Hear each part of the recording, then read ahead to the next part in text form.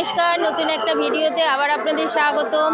তো আজ পিতৃপক্ষের সমাপন, মাতৃপক্ষের শুরু, আর সেই সব লগ্নে কিন্তু আজ চলে এসেছি বাবুঘাটের গঙ্গায়। সেখানে কিন্তু আজ আপনাদেরকে তুলে ধরবো বাবুঘাটের তর্পণ, আর তর্পণ কেন হয় তার সম্বন্ধেও কিন্তু বলবো।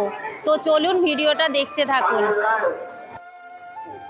মহালয়ার দিনে তর্পণ করা হয় কারণ এই দিনে প্রয়াত পূর্বপুরুষদের আত্মার মর্ত্যলোকের খুব কাছাকাছি থাকে, তাই এই জল অর্পণ করেন, কাছে সহজেই পৌঁছায় আর তারা তার তৃপ্তি লাভ পায়।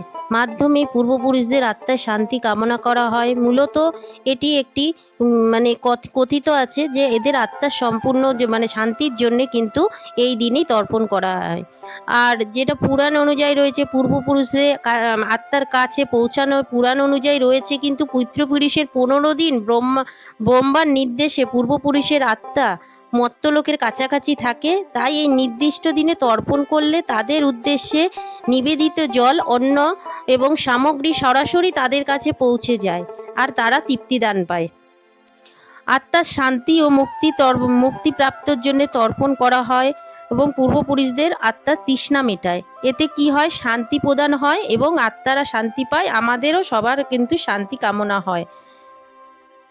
তো সেই কারণেই কিন্তু তর্পণ করা হয়। আর তর্পণটা হয় কিন্তু গঙ্গার ঘাট বা পুকুর। তো আমরা কলকাতায় থাকি, তো আমরা গঙ্গাটাকেই ভীষণভাবে আগেই গঙ্গার কাছেই যাই আর গঙ্গার কাছে গিয়েই কিন্তু করি। আর দেখতে পাচ্ছেন গঙ্গায় কিন্তু প্রচুর পরিমাণে ভিড়। এখন কিন্তু বাজে ভোর 5টা, চারিদিকে কিন্তু লোকারণ্য, এত ভিড় কি বলবো। এই ভিড়ের মধ্যেও কিন্তু প্রত্যেকে দূর দূরান্ত থেকে এসেছে শুধুমাত্র তর্পণ করার জন্যে।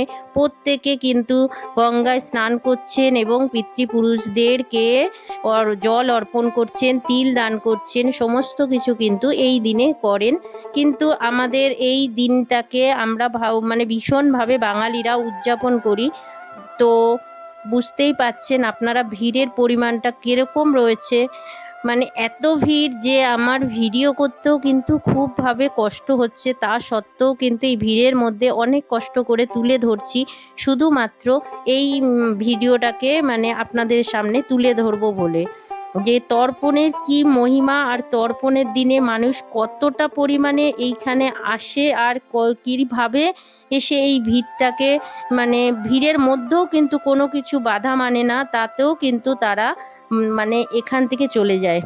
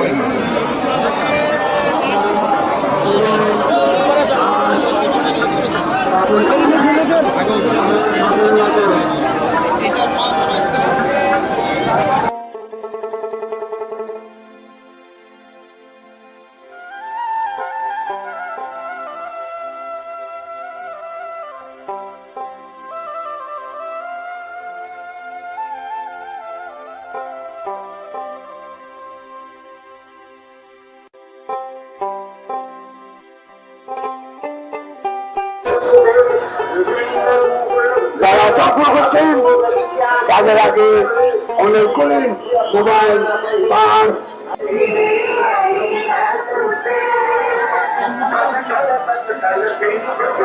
কটার সময় এসেছিলেন কাকিমা? কটায় এসেছিলেন? এই তো বাবা, এই ঘাটে দেবো তো ওই ঘাটে স্পিড আছে। প্রচন্ড তো ভিড়। কোথা দিয়ে এসছেন? টালিগঞ্জ থেকে। প্রত্যেক বছরই আসেন? আপনি কি তর্পণ করলেন? তখন এখন জলের মধ্যে করা হয়নি, এবারে করবো। ও আচ্ছা, স্নান করে এসেছেন, এবার তর্পণ করবেন। আচ্ছা, তো দেখুন অনেক দূর দূর থেকে কিন্তু সমস্ত মানুষ এসছেন কিন্তু তর্পণের জন্য। এবার আগে প্রথমে গঙ্গায় স্নান করে নেয়, তারপরে উপরে উঠে ঠাকুরমশাইরা বসে থাকবে, সেখানে বসে তর্পণ করবে, করে আবার গঙ্গায় গিয়ে কিন্তু সব তারা ভাসিয়ে দিয়ে আসবে। এটাই হলো তর্পণের নিয়ম। আর আজকের দিনে এত ভিড় উপেক্ষা করেও কিন্তু মানুষ সমস্ত কিছু কিন্তু চলে আসছে, তো আপনারা বুঝতেই পাচ্ছেন। তো দেখুন তার ভিড়ের নমুনাটা।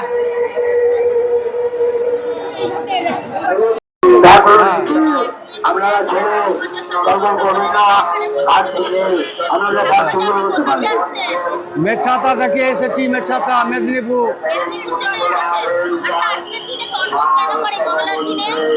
আজকের দিনে অনেকই হবে, শুধু পিণ্ডদান হচ্ছে।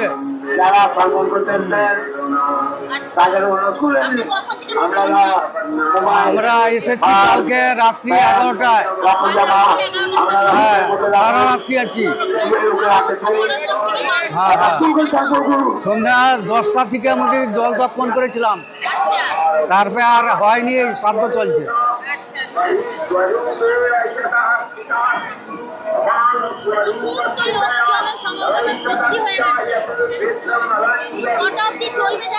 এটা 5টা অবধি চলবে।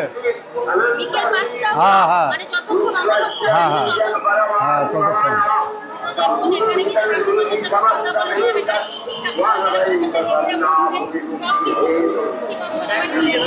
প্রচুর ঠাকুরমশাইরা বসেছে, এগুলো কিন্তু অর্পণ করবে। এবার বুঝতেই পারছেন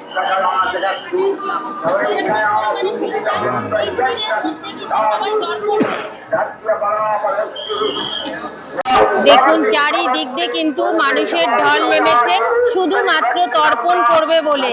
আজকের দিনে মানে তর্পণের কি ভিড় বাবুঘাটে, সেটাই আমি আপনাদেরকে তুলে ধরার চেষ্টা করলাম। দেখুন কত পরিমাণে ভিড়টা হয়েছে, মানে অনেক কষ্ট করে নিচে নেমেছিলাম, কিছুটা তুলে ধরার চেষ্টা করেছি। এবার দেখা যাক, ওপরে উঠেছি, অনেক কষ্ট করে এই উপরে উঠলাম।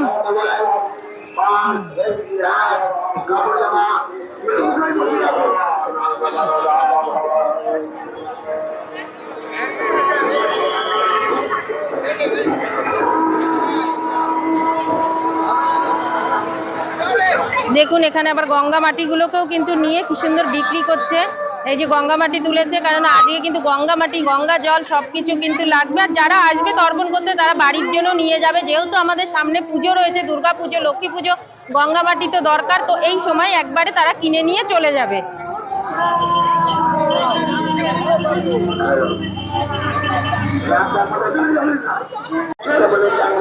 দিদি তোমাদের তর্পণ হয়ে গেছে? কোথা দিয়ে এসছো তোমরা? সোনারপুর, বারুইপুর থেকে। কটার সময় এসছো? 5টার ট্রেনে এসছো। তোমরা কি প্রত্যেক বছরই আছো? তো দেখুন এনারা কিন্তু প্রত্যেক বছরই আসেন তর্পণ করে, এই যে তর্পণ করে কিন্তু চলে যাচ্ছেন। বুঝতেই পারছেন এরকম প্রচুর জায়গা দিয়ে এসছে, অনেক দূর দূর থেকে কিন্তু লোক এসছে, সব কিন্তু এই বাবুঘাটেই আসে। আর বাবুঘাটটা মানে কি বলুন তো, বা মানে অনেক ঘাট আছে কিন্তু বাবুঘাটটা যেন একটা মনের সবারই একটা আবেগ যে বাবুঘাটে গিয়ে করব, বাবুঘাটে গিয়ে করব, এরকম একটা ব্যাপারটা। গঙ্গার ঘাটে গঙ্গার, আর এখন না জোয়ার রয়েছে, এখন মানে আরো বেশি ভালো সময়, তো এই সময়টা ওই জন্য প্রচন্ড পরিমাণে ভিড়।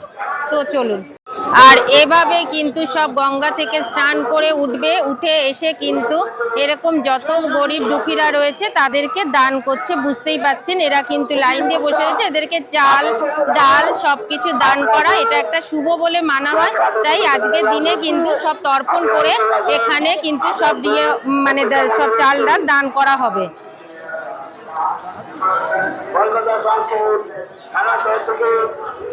বাবু তুমি এত বুঝকে একটু ব্রাহ্মণ, আপনারা কোথা দিয়ে আসছেন? মেদিনীপুর থেকে আসছেন। তো এখন কি চলে যাচ্ছেন নাকি? আচ্ছা তর্পণ চলছে, আপনি করছেন না? ছেলেই করছে? আচ্ছা আচ্ছা, ভালো লাগলো। কবে এসছেন? আজকেরই এসছেন? আচ্ছা, তো এই কাকুটার সঙ্গে কথা হলো, এনারা কিন্তু মেদিনীপুর থেকে এসছেন, এনারা এখন তর্পণ করবেন। আর এনারা কিন্তু ঠাকুর মশাইও আছেন, ওনার ছেলে করবে তর্পণ। তো বুঝতেই পাচ্ছেন, দেখুন।